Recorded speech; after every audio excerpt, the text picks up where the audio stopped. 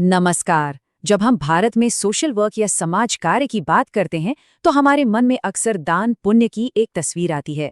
लेकिन ये कहानी इससे कहीं ज्यादा गहरी और दिलचस्प है।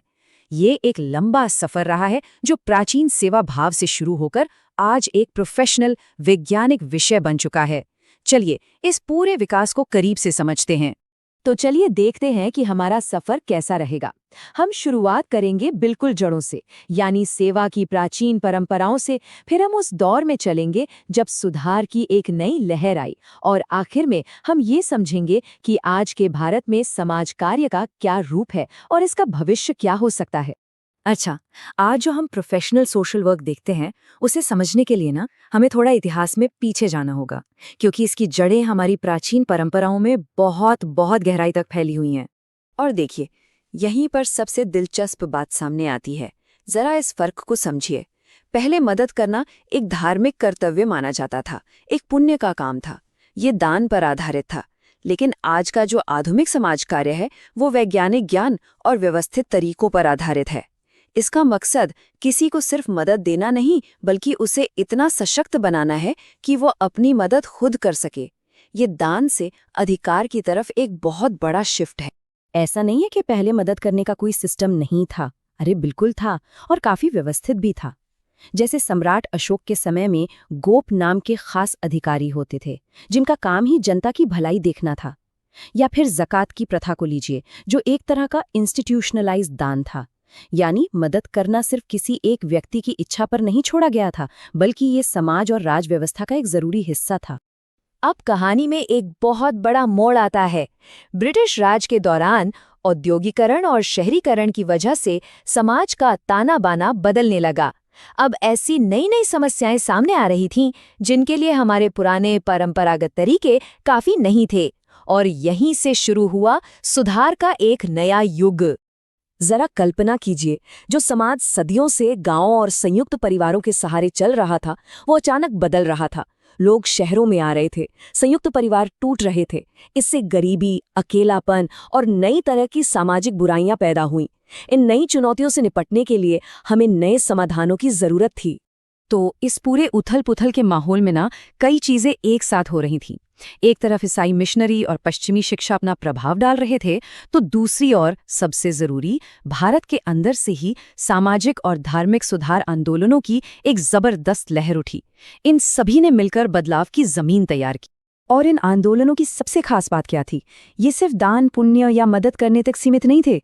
इन्होंने समाज की जड़ों में बैठी समस्याओं जैसे सती प्रथा, बाल विवाह और जातिवाद पर सीधा हमला किया।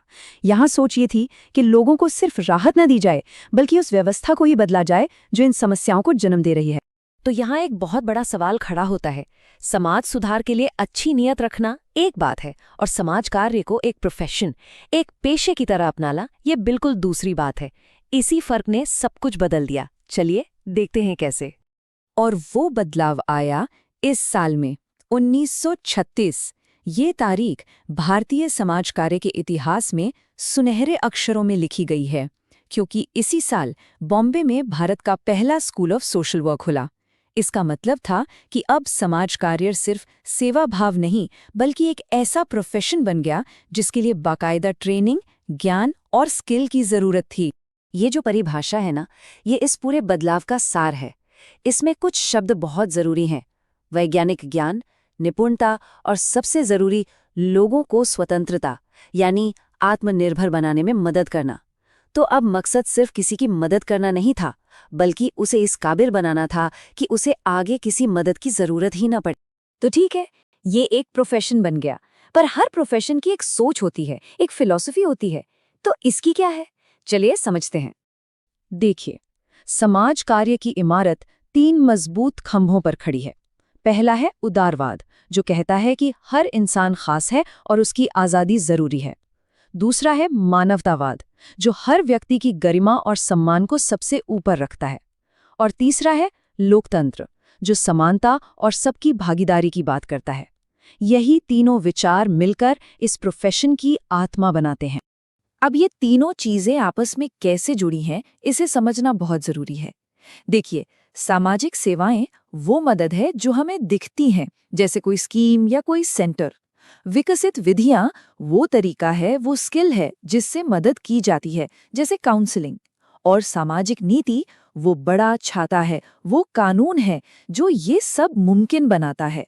जब ये तीनों एक साथ काम करते हैं तभी असली और टिकाऊ बदलाव आता है। अब किसी भी प्रोफेशनल की पहचान उसके काम के साथ साथ उसके उसूलों से भी होती है। तो चलिए देखते हैं कि एक सोशल वर्कर किन मूल्यों और नैतिकताओं पर चलता है। ये 6 मूल्य सिर्फ शब्द नहीं हैं, ये एक सोशल वर्कर के लिए एक कंपास की तरह है, जो उसे हर मुश्किल में सही रास्ता दिखाते हैं।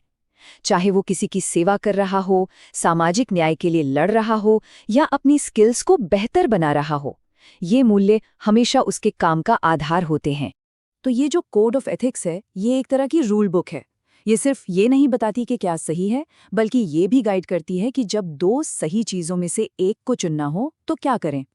ये प्रोफेशनल्स को उनके क्लाइंट्स, उनके साथियों और पूरे समाज के प्रति जवाबदेही बनाती है। तो इस लंबे सफर के बाद आज हम कहाँ खड़े हैं? आज भारत में समाज कार्य का क्या रूप है? चलिए मौजूदा तस्वीर पर एक नज़र डालते हैं। आज ये पूरा क्षेत्र अकेला नहीं है। इसे सपोर्ट करने के लिए एक पूरा इकोसिस्टम है, जिसमें सरकार और प्रोफेशनल बॉडीज दोनों शामिल हैं।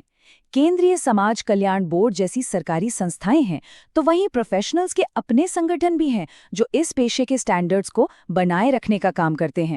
और सबसे बड़ी बात, इसका दायरा कितना बढ़ गया है। जहां पहले काम सिर्फ बुनियादी जरूरतों तक सीमित था, आज देखिए बाल कल्याण और महिला कल्याण से लेकर पर्यावरण संरक्षण और मानवाधिकार की वकालत तक लगभग हर क्षेत्र में सोशल वर्कर्स अपनी महत्वपूर्ण भूमिका निभा रहे हैं। तो ये था सफर दान और सेवा की एक प्राचीन परंपरा से लेकर एक आधुनिक वैज्ञानिक पेशे तक का। ये कहानी खुद भारत के बदलने की कहानी है। पर अब जब भारत और तेजी से बदल रहा है, हमारे सामने सबसे बड़ा सवाल ये है, सोशल वर्क के लिए अगली बड़ी चुनौती क्या होगी?